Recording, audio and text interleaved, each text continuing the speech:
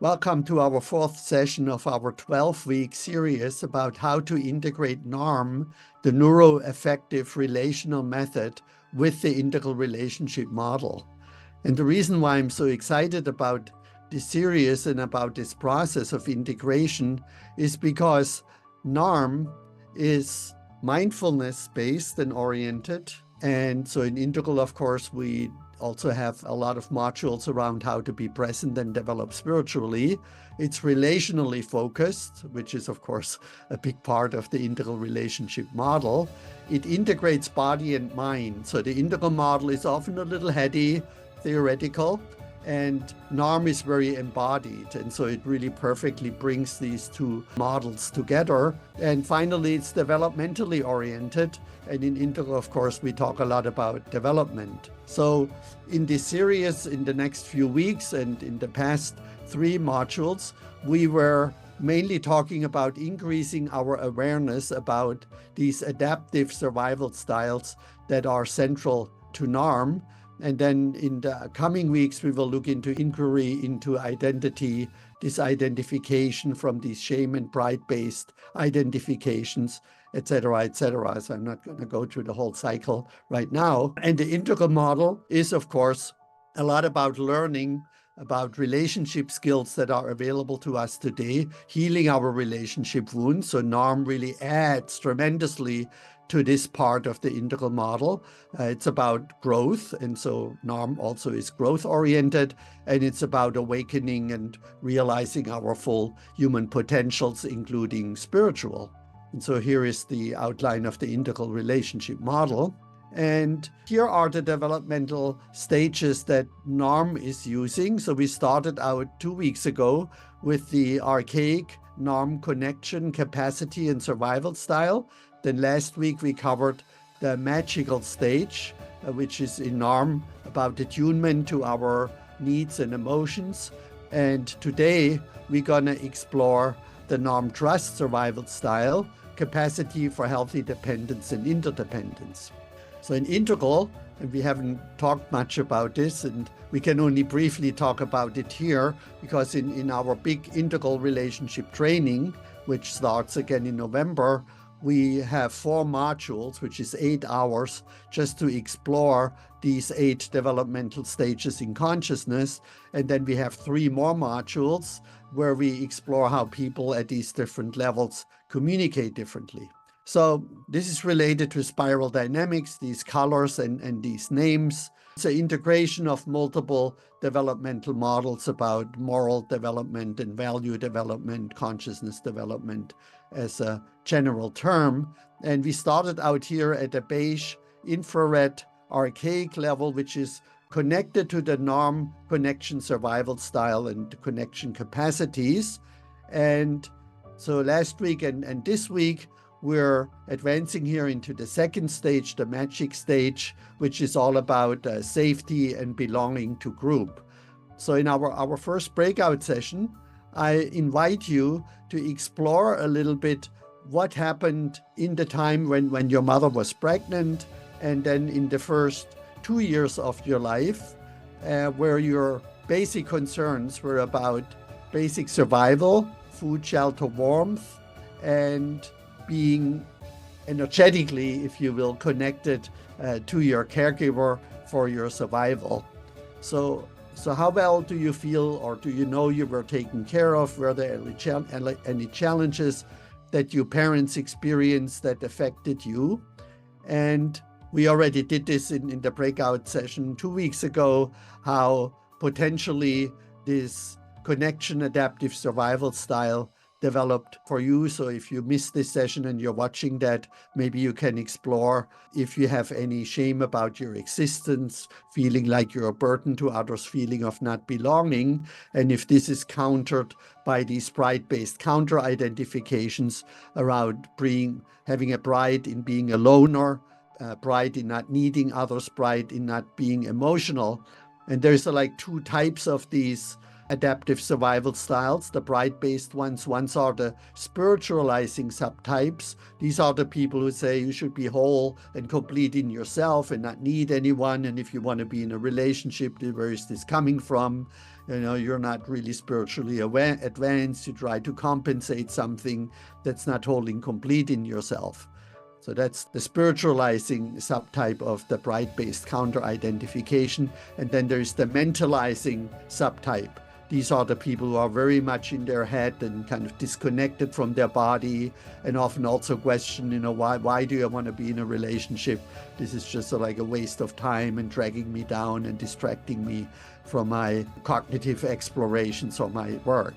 So to last week and today, we're going to use the second developmental stage in consciousness in the integral model, which is all about connection. I jump down here, bond together with family, group, or tribe to endure and find safety. So you have this allegiance to your family, to your close social network. When you're about 2 to 4 years old, you develop this capacity to find safety with your family. And we live often in an enchanted, magical world where little children have these make-believe stories and believe into all kinds of magical things. And we connected that to the NARM attunement survival style, where we develop the ability to attune to our needs and our emotions. So again, that was last week. So if you want to watch the video from last week, that was session 3. And it's the adaptive survival style that we have difficulties knowing what we need, feeling our needs don't deserve to be met, and we feel needy, unfulfilled, empty, undeserving, or the bright-based counter-identification being the shoulder that everybody cries on, and we make ourselves indispensable. We just become this kind of helper type. So again, I invite you to explore what happened in your childhood in this phase, 2 to 4 or 5 years, where you develop this close bond with your family and expressing your needs and feelings. And so I want to share a quick video. This is from the movie American Beauty, where we, in a short sequence, see very quickly about this trust survival style. Go away. Honey, please let me in.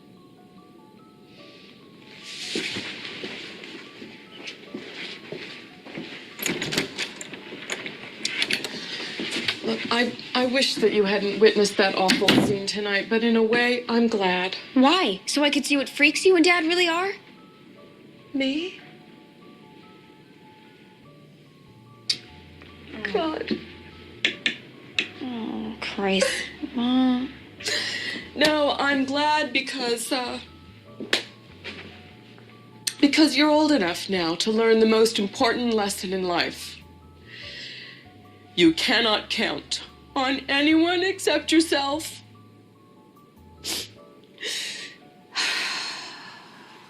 You cannot count on anyone except yourself. You know, it's sad but true. And the sooner you learn it, the better. Look, Mom, I really don't feel like having a Kodak moment here, okay? You ungrateful little brat! Just look at everything you have! When I was your age, I lived in a duplex. We didn't even have our own house.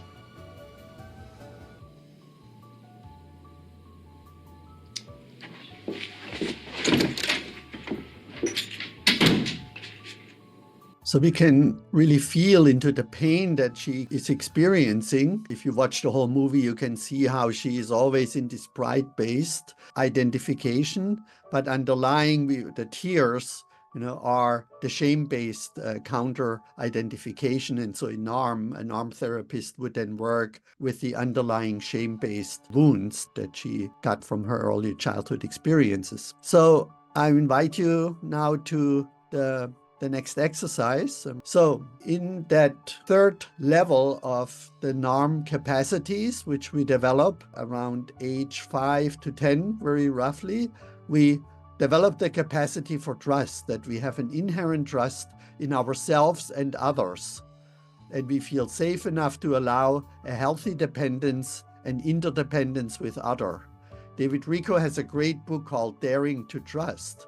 And the essential message of the book is that, yes, of course, we need to trust other people in certain dangerous situation or in very important life issues, but trust has a lot to do with trusting ourselves, that we have good judgment, that we can trust that we will be okay even if something doesn't turn out maybe the way we had expected and hoped for, and that we can take responsibility and learn something. Okay, I trusted someone in this situation, I made a wrong judgment, right? I take responsibility because I know I have the capacity to choose my response in any given situation. And so trust really has to do about that we trust ourselves, and that allows us to trust others.